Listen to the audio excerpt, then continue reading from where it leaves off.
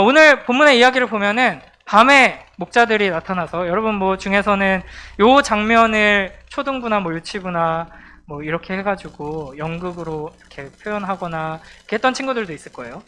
네, 그리고 요 말씀도 많이 들었을 거예요. 이 당시 목자는 지금으로 치면은 제일 하층민 네, 해당하는 사람들인데 이 목자들이 밤에 이제 잠도 못 자고 이제 추울 땐 추운 데서 더울 땐 더운 데서 이렇게 일하는 사람들인데 양들을 지키다가 갑자기 하늘에서 천사가 나타나서 이제 소식을 전해준 거예요. 그리스도 너희를 구원하실 분이 나셨다. 작은 아기로 태어났다. 그러니까 가서 봐라. 이렇게 소식을 전해주죠. 다윗의 동네 베들레헴으로 가봐라. 그러더니 갑자기 하늘에 천사들이 우르르 나타나가지고 이제 천국의 성가대 같은 거죠. 나타나서 찬양을 하는데 그 찬양의 내용이 14절이죠. 우리 14절만 한번 다시 읽어볼까요? 시작. 지극히 높은 곳에서는 하나님께 영광이요 땅에서는 하나님이 기뻐하신 사람들 중에 평화로다 하니라. 아멘. 그래서 이제 성탄절에 여러 가지 문구들 이렇게 많이 쓰는데 자주 쓰이는 문구 중에 하나가 이제 하늘에는 영광, 땅에는 평화. 이런 이제 문구들을 많이 쓰죠. 뭐 메리 크리스마스는 무슨 뜻인지 다 알죠? 알아요, 진짜? 메리 크리스마스? 무슨 뜻이에요? 무슨 뜻인지도 모르고 막 쓴 거야? 무슨 뜻이야? 메리 크리스마스.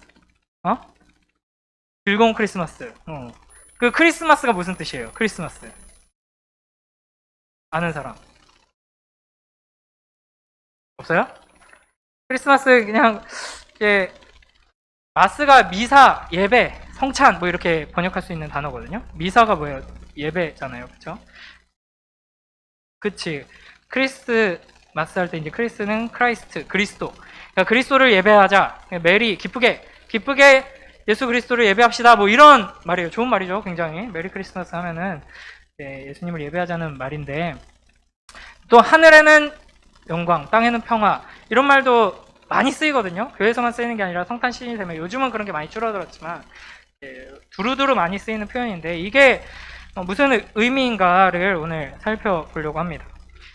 지극히 높은 곳에서는 하나님께 영광. 첫 번째로 이걸 좀 살펴보려고 하는데 지극히 높은 곳은 하나님이 계신 곳, 하나님이 다스리시는 곳, 천국, 하늘, 하나님 나라를 의미하죠.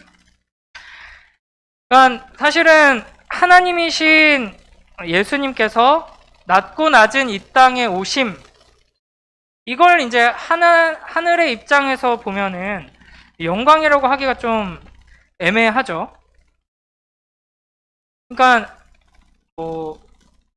우리 중에 한 사람이 강아지를 너무 사랑해. 강아지 키우는 분들 많죠, 요즘. 개를 너무 사랑해서 개와 함께 하고 싶어. 이제 지난주에 우리가 다뤘던 주제죠. 너무 사랑해서 함께 하고 싶고 똑같이 되고 싶어. 그래서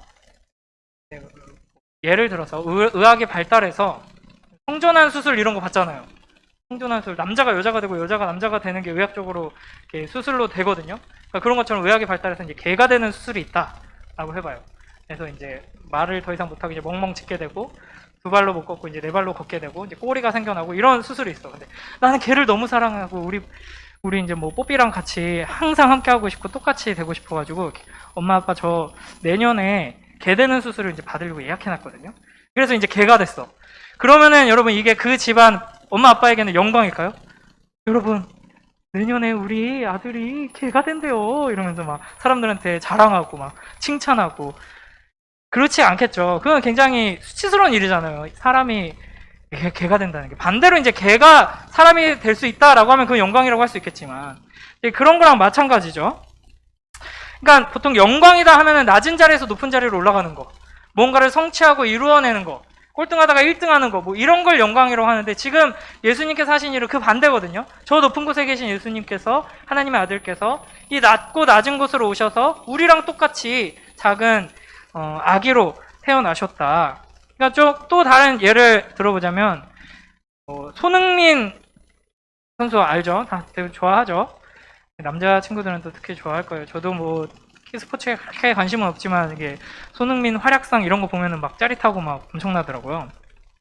근데 이제 손흥민 선수가 거의 세계 최고급의 선수라고 불리는데 이렇게 뭐 부상을 당하고 막 어쩌고 저쩌고 해가지고 더 이상 이제 축구를 제대로 할 수 없는 처지가 됐어요. 갑자기 순식간에. 그래가지고 뭐 국가대표 자격도 박탈당하고 소속 팀에서도 퇴출당하고, 그래서 어떻게든 국내 무슨 2부 리그에서라도 뛰려고 해봤지만 안 되고, 나는 축구를 그래도 해야 되는데 하고 조기 축구에 나가려고 했지만 거기도 이제 나오지 말라고, 축구도 못하는 게 어디로 오냐고 막 이래가지고 이제 절망에 빠졌는데 이제 인터뷰를 하는 거예요, 방송사에서.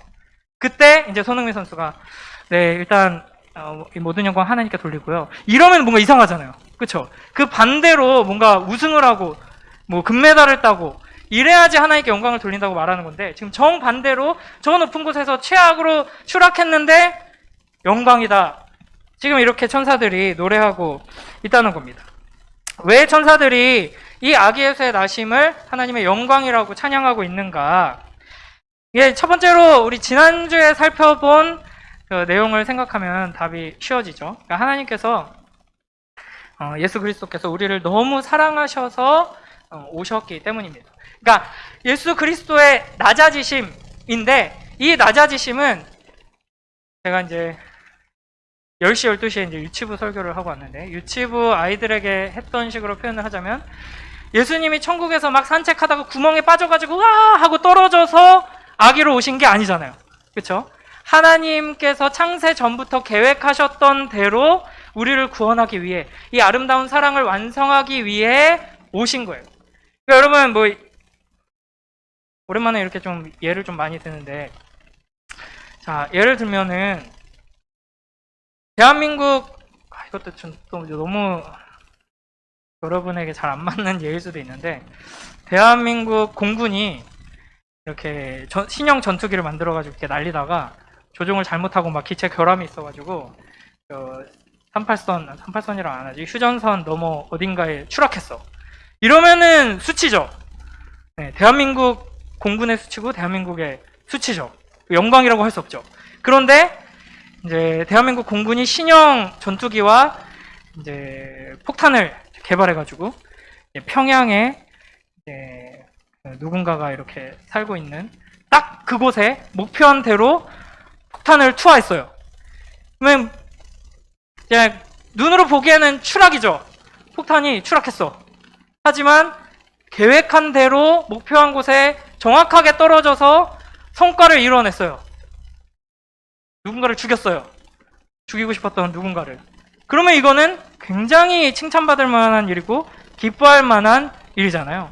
그러니까 예수 그리스도께서 낮아지셨습니다. 어마어마하게 높으신 하나님께서 가장 낮은 곳으로 추락하셨어요. 하지만 이거는 의도된 바대로 이루어진 것이다 하는 것이죠. 그렇기 때문에 하늘에서는 영광이라고 하면서 이 일을 찬양하고 있는 것입니다. 자, 그 다음에가 아니라, 죄송해요, 한 번에 2장을 넘겨버렸네.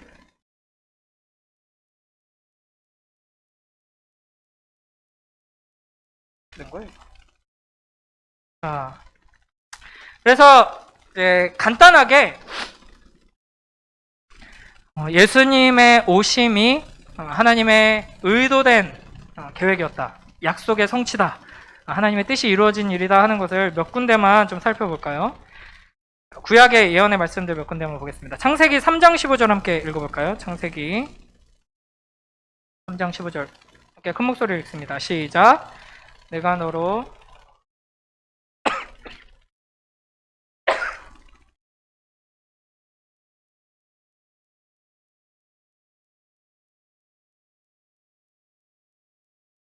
아멘. 그러니까 아기에서의 나심이 예수님이 천국에서 발을 헛디뎌가지고 떨어지신 게 아니라 창세 전부터 하나님께서 계획하셨던 일이다 하는 것을 우리는 창세기부터 성경을 쭉 읽으면서 계속 발견하게 돼요. 그래서 가장 먼저 나온 이게 이제 원시복음이라는 별명으로 불리는 구절이에요. 창세기 3장 15절이 아담과 하와가 에덴 동산에서 타락하자마자 하나님께서는 이제 아담과 하와에게 가죽옷을 지어 입혀주시면서 뱀을 향해서, 원수 마귀를 향해서 이렇게 말씀하시는 거죠. 그러면서 성경에는 점점 구체적으로 하나님께서 계획하고 계신 인류의 구원자가 누구인지를 드러냅니다. 자, 몇 군데 계속 볼게요. 민수기 24장 17절 함께 있습니다. 시작. 내가 그를 보아도 이때의 일이 아니며 내가 그를 바라보아도 가까운 일이 아니로다. 한 별이 야곱에게서 나오며 한 규가 이스라엘에게서 일어나서 그쪽까지 쳐서 무찌르고. 아멘. 그래서 여기서도 이제 야곱에게서 나오고 이스라엘에게서 일어난다, 이런 표현들이 있죠. 이런 것들이 계속 쌓여가면서 오실 메시아, 우리의 구원자가 누구인가, 모호하게 여자의 후손이다, 뭐 발꿈치를 상하게 한다, 뭐 이런 표현들에서 좀 더 구체적으로 어디서 나오느냐, 이스라엘에서, 야곱의 후손으로서, 이런 표현들이 나오는 겁니다. 그 다음에 이사야 9장 7절 함께 읽습니다. 시작. 그 정사와 평강의 더함이 무궁하며 또 다윗의 왕좌와 그의 나라에 군림하여 그 나라를 굳게 세우고 지금 이후로 영원히 정의와 공의로 그것을 보존하실 것이라. 만군의 여호와의 열심히 이를 이루시리라. 아멘. 그래서 다윗의 후손으로 오셔서 왕으로 통치하실 것이다 라는 내용들 뿐만 아니라 이제 어디에서 태어나시나 하는 것도 밑에 보세요. 미가 5장 2절 보면 어디? 베들레헴 이라는 예언까지 되어 있죠. 그리고 이제 스가랴 9장 9절 뭐 이런 데서도 계속해서 이런 예언들이 등장하고 있습니다. 그러니까 예수님께서 작은 아기로 오셨다 하는 것은 예수님께서 낮아지심이 확실하지만 그 낮아지심은 하나님의 구원 계획의 성취다. 하나님께서 목표하신 곳에 정확하게 정확한 때에 예수님을 떨어뜨리셔서 추락시키셔서 하나님의 뜻을 이루셨다. 그래서 성공하면서 천국에서 기뻐하고 있는 것이죠. 여기서 이제 우리가 한 가지 생각해 봐야 될 것은 예수님께서는 낮아지심을 통해서도 하나님의 뜻을 이루시고 하나님의 영광을 드러내신다 하는 겁니다. 그러니까 우리가 꼭 높아져야지만 1등을 하고 성공을 해야지만 하나님께 영광을 돌리는 게 아니에요. 연말 시상식에서 뭐 연예인들이나 뭐 올림픽에서 운동선수들이 모든 영광 하나님께 돌립니다. 그 정점에 딱 섰을 때 하나님께 영광 돌립니다 해야지만 하나님께서 영광을 받으시는 것이 아니라 하나님의 뜻대로 순종할 때, 그러니까 하나님께서 내려가라, 저 밑으로 내려가라 라고 하실 때 거기에 순종해서 내려가면 하나님의 뜻이 이루어지고 하나님께 영광을 돌리게 되는 것이죠. 그래서 여러분, 무조건 높은 곳으로 오르려고만 발버둥 칠 필요가 없어요. 하나님의 뜻이 어디에 있는가를 계속해서 들으면서 하나님께서 우리를 부르시는 그 자리에 감으로써 하나님의 뜻을 이루고 하나님의 영광을 드러내는 복된 우리 모두가 되길 축복합니다. 자, 그 다음에 두 번째 뭐였어요? 땅에서는 하나님이 기뻐하시는 사람들 중에 평화. 예수 그리스도의 나심을 두고 하늘의 천사들이, 하늘에는 영광, 이거 이제 무슨 말인지 이해됐죠? 그 다음에 땅에는 평화라고 이야기를 했다는 거예요. 이제 히브리어로 평화가 뭘까요? 너무 쉬운데 이거. 맞아요. 샬롬이죠. 샬롬. 이게 인사말이에요. 인사말. 샬롬, 이게 이스라엘 사람들의 인사말이죠. 그 중동 지역 아랍 사람들도 이런 비슷한 인사말을 가지고 있어요. 아는 사람 있어요? 중동 지역에서 인사 어떻게 하는지. 네. 맞아요. 그 인도네시아 선교 이렇게 여행 다녀온 친구들 거기서도 그렇게 인사하죠. 서진이 그때 갔다 왔지? 맞나? 갔다 왔잖아. 몰라? 그렇게 인사 안 해. 미안해.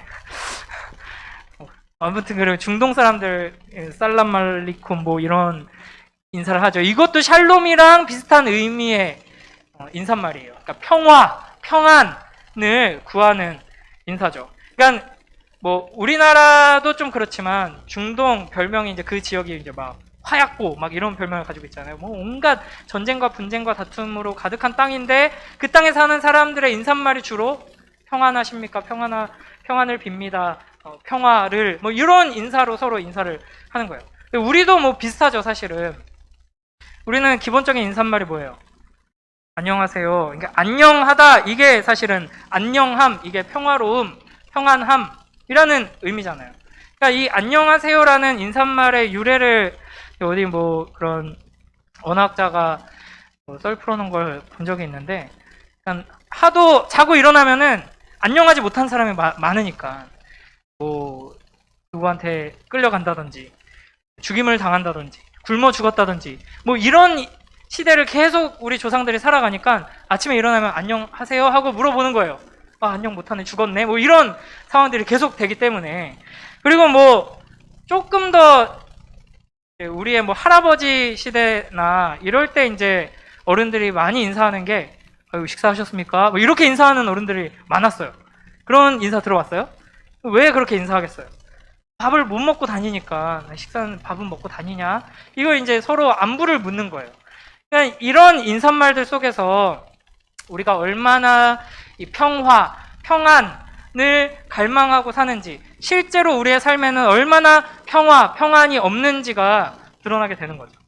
여러분, 신약 성경에 지금 여전히 뭐 묵상을 잘 따라오고 계시는 분들은 뭐 빌레몬서, 골로새서 이런 편지들을 지금 가고 있는데, 딱 골로새서까지는 제가 이제 해설 영상을 올리려고 해요.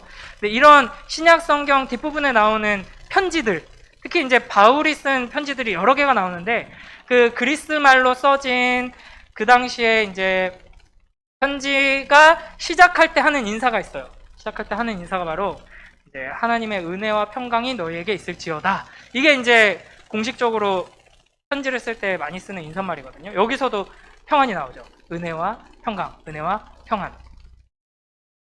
그러니까 그만큼 우리에게 평화가 없음을 역설적으로 보여주는 장면들이라고 할 수 있습니다. 그러니까 뭐 우리 민족의 역사를 봐도 계속해서 수탈당하고 뭐 공격당하고 침략당하고, 뭐 침략 안 당한다고 해서 평화로울 때는 없죠. 뭐 먹을 것이 없다든지, 왕이 엉망진창이라든지, 막 탐관 우리 때문에 고통당한다든지, 뭐 이런. 우리가 이제 뭐 국사를 배울 때 그냥 뭐 태정태세 문단세 뭐 예성년조 어쩌고 저쩌고 막 이러면서 왕들 이름 외우고 무슨 정책 펼치고 뭐 이런 것만 배우면은 그런 거 모를 수 있어요. 근데 그 시대에 보통의 사람들이 어떻게 살았는지를 역사를 통해서 탐구하면 인류 역사상 평안했던 시대는 하나도 없었다는 것을 우리가 알게 됩니다.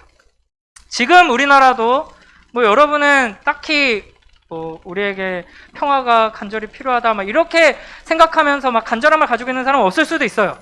근데 이제 뭐 지금 여기 이제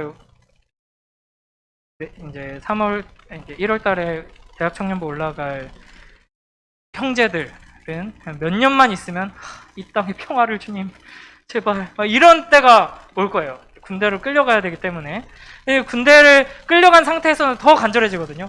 뭔가 비상벨 울리면은 이제 섬뜩섬뜩 할 때가 있어요. 군 생활을 하다 보면은 그 옆 동네에서 뭐 고추 아가씨 축제한다고 폭죽 터트리는 건데 심장이 철렁 내려앉아요. 갑자기 하늘에서 뻥뻥 하면은 와, 오 됐다 막 이런 게 머릿속에서 화해지면서 됐다, 드디어 때가 왔나 보다, 주여 막 이러는데 불꽃놀이구나 이러면서 이제 안심하고 이런 때가 오거든요. 그러니까 우리나라도 전혀 평안하지 않죠. 북한만 문제가 아니라 뭐 일본하고도 계속 뭐 사이가 안 좋고, 이제 중국이랑 미국 사이에 껴가지고 뭐 누구 편에 제대로 서지도 못하는 애매한 상태에 있고, 뭐 이게 이제 우리의 현실입니다. 그런 현실 속에서 예수 그리스도께서 오셨는데 하늘의 천사들이 땅에는 평화다 이러면서 찬양하고 막 기뻐하고 있는 거예요. 이게 이제 뭔 소린가? 단순히 이제 여기서 말하는 평화는 뭐 우리가 흔히 말하는 세계 평화 뭐 이런 걸 의미하는 게 아닌 거죠. 그리고 뭐 그러면 뭐냐, 어떤 평화냐? 우리 뭐 내면의 평화 이런 것도 아닙니다. 그러니까 우리 내면에도 사실은 평화가 너무 없죠. 그 유튜브 얘기를 맨날 해가지고 제가 유튜브 홍보대사 같긴 한데 TV가 없어가지고 주로 영상 보는 게 이제 유튜브 통해서 보는데, 한번 빠졌다가 제가 한 2시간 동안 본 영상이 있는데 블랙박스 세상 뭐 막 이런 채널이 있어요. 블랙박스 영상을 계속 막 짧은 것들을 모아놓은 걸 보면서 같이 막 욕하면서 막 이렇게 보다 보니까 시간이 훌쩍 지나더라고요. 그러니까 그냥 주로 우리나라 그냥 블랙박스 영상을 막 모아놓은 건데 정신 나간 사람이 너무 많은 거예요. 그냥 자기 깜빡이 켜고 앞에 들어왔다고 열받아가지고 막 빵빵하고 막 들이받고 막 내려가지고 욕하고 막 망치 던지고 막 난리가 나는 거예요, 사람들이. 그러니까 그만큼 사람들의 마음속에 평화가 없기 때문에 서로가 서로에게 가시돋친 이제 말과 행동들을 하게 되고 이런 분쟁들이 끊이지가 않게 되는 거죠. 또 얼마나 많은 사람들이 자살하고 또 정신적으로 문제가 있어서 뭐 약을 먹고 치료를 받는 상황에 있는지 우리가 뭐 언론에서 많이 듣고 많이 알잖아요. 그러니까 우리에겐 진짜 평화가 없는 거죠. 또 한 가지만 더 생각해 보면은 자연 환경과 우리 사이, 인간과 자연, 자연과 하나님 이 사이에도 평화가 없죠. 그래서 뭐 예전에도 제가 이런 주제로 몇 번 얘기 많이 했지만 어떤 과학자들은 뭐 100년 못 간다고 봐요. 지구 멸망 거의 다 왔다. 뭐 단순히 뭐 어떤 자연의 문제라기보다는 인간의 문제 때문에 인간이 발생시킨 이 환경 오염 때문에 더 이상 이 지구가 생명이 살기 적합하지 않은 특히 이제 사람이 살아갈 수 없는 이제 환경이 될 것이다라고 경고하는 사람들이 많아요. 그러니까 그런 주제로 연구하는 학자들 중에 막 우울증 걸린 사람 엄청 많다고 그랬잖아요. 그러니까 우리는 잘 인식 못하지만 학자들이 진지하게 공부했을 때 이미 망했다 이렇게 결론 내리는 학자들이 굉장히 많다는 거예요. 근데 이런 상황에서 천사들이 이렇게 노래하는 게 도대체 무슨 의미인가 하는 거죠. 한 번 더 읽어볼까요? 14절 한 번 더 크게 읽어봅니다. 시작. 지극히 높은 곳에서는 하나님께 영광이요 땅에서는 하나님이 기뻐하신 사람들 중에 평화로다 하니라. 아멘. 그러니까 결론부터 이야기하자면 예수님께서 오셔서 어떻게 보면 바뀐 게 별로 없어요. 그때나 지금이나 이 땅에는 평화가 없습니다. 그럼에도 불구하고 천사들이 평화다라고 기뻐하면서 찬양한 이유는 근본적인 문제가 해결됐기 때문이에요. 이 땅에 평화가 없는 근본적인 원인이 해결됐기 때문이에요. 그 원인이 뭐겠어요? 너무 이제 또 뻔한 대로 결국에는 결론으로 가는데 우리 안에 있는 죄의 문제예요. 그러니까 이 땅에 평화가 없는 근본적인 원인은 하나님과 우리 사이가 평화롭지 못해서인 것이거든요. 그러니까 결국에는 이 모든 것을 해결하는 어떤 뭐 전쟁과 또 사람과 사람 사이의 평화 없음, 우리 내면의 평화 없음, 자연 만물과 인간 사이의 평화 없음의 이 모든 문제를 해결할 수 있는 유일한 방법은 우리가 사랑하는 존재로 바뀌는 것밖에 없거든요. 그것도 그냥 우리가 흔히 말하는 이런 사랑이 아니라 희생하는 사랑으로 서로를 보듬어주면서 사랑하는 존재로 우리가 변화되지 않는 한 이 땅에는 평화가 절대 있을 수 없습니다. 여러분이 그걸 점점 나이가 들면은 그런 걸 많이 인식하게 될 거고, 여러분이 하나님의 말씀을 계속 배우면서 말씀 위에서 자라나는 사람이 된다면 이런 인식을 분명하게 가져야 마땅합니다. 그래서 어떤 뭐 대통령이 바뀌고 뭐 정치 체계가 바뀌고 뭐 혁명이 일어나고 과학 기술이 발달하고 뭐 돈을 많이 벌게 되고 이런다고 해서 내 인생에 뭐 이 땅에 이 세상에 평화가 찾아오느냐? 절대 불가능합니다. 사람 변하지 않는 한, 사람의 마음이, 영혼이 변하지 않는 한. 그래서 지금 천사들은 뭘 보면서 이 땅에 평화다라고 찬양하고 있는 거냐면 지금 여러분을 보면서 이렇게 찬양하고 있는 겁니다. 그러니까 여기서부터 참된 평화가 실현되고 있는 거예요. 여러분은 지금 하나님을 주님으로, 하나님을 아버지라고 부르면서 하나님의 말씀을 듣고 하나님과 관계를 맺고 있죠. 여기서부터 참된 평화가 시작되고 있는 겁니다. 자, 우리 로마서 5장 1절 한번 읽어볼까요? 거의 다 왔어요, 여러분. 거의 다 왔어요. 자, 로마서 5장 1절 함께 읽습니다. 시작. 그러므로 우리가 믿음으로 의롭다 하심을 받았으니 우리 주 예수 그리스도로 말미암아 하나님과 화평을 누리자. 그러니까 예수 그리스도께서 오심으로써 시작된 구원의 역사가 바로 하나님과 우리 사이를 화평케 하는 것, 회복시키는 것이기 때문에 하나님과 화목하게 된 하나님의 백성들을 보면서 참 평안이 여기 있다라고 인식하고 천사들이 찬양을 하게 되는 것이죠. 그러니까 그리스도의 보혈로 용서를 받고 의롭다 하심을 얻은 하나님의 자녀들은 그 마음에 이제 참된 자유가 찾아오게 되는 것입니다. 그러니까 하나님과 평화를 누리게 될 때 비로소 우리는 내 마음 안에도 다른 사람과 사이에서도 이제 평화가 가능하게 되는 것이죠. 몇 군데만 더 읽어볼게요. 에베소서 2장 13절에서 16절. 자, 이런 맥락을 잘 기억하면서 한번 쭉 읽어봅니다. 시작. 이제는 전에 멀리 있던 너희가 그리스도 예수 안에서 그리스도의 피로 가까워졌느니라. 그는 우리의 화평이신지라. 둘로 하나를 만드사 원수된 것 곧 중간에 막힌 담을 자기 육체로 하시고 법조문으로 된 계명의 율법을 폐하셨으니 이는 이 둘로 자기 안에서 한 새 사람을 지어 화평하게 하시고 또 십자가로 이 둘을 한 몸으로 하나님과 화목하게 하려 하심이라.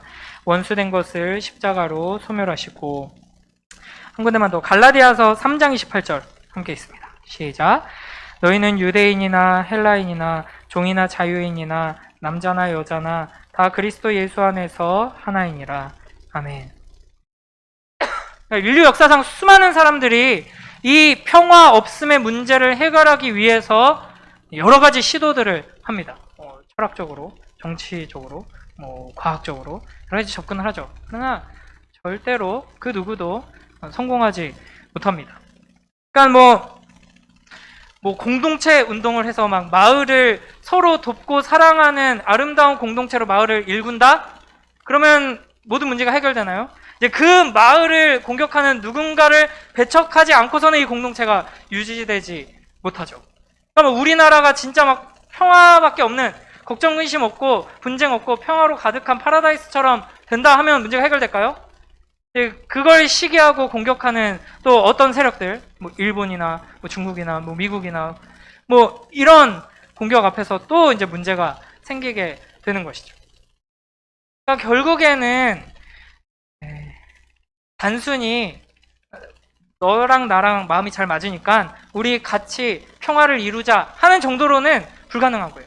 자기 자신을 내어주는, 예수님께서 우리에게 보여주신 그 낮아지는 사랑, 자기를 내어주는 사랑으로 우리가 하나 됨으로써 우리가 하나 될 때 그 하나 된 우리가 또한 우리끼리 우리를 지키자가 아니라 우리 함께 내주자, 우리 함께 낮아지자, 우리 함께 사랑하자 하면서 나아갈 때 비로소 이제 참된 평화, 참된 하나님 나라가 이루어지게 되는 것이죠.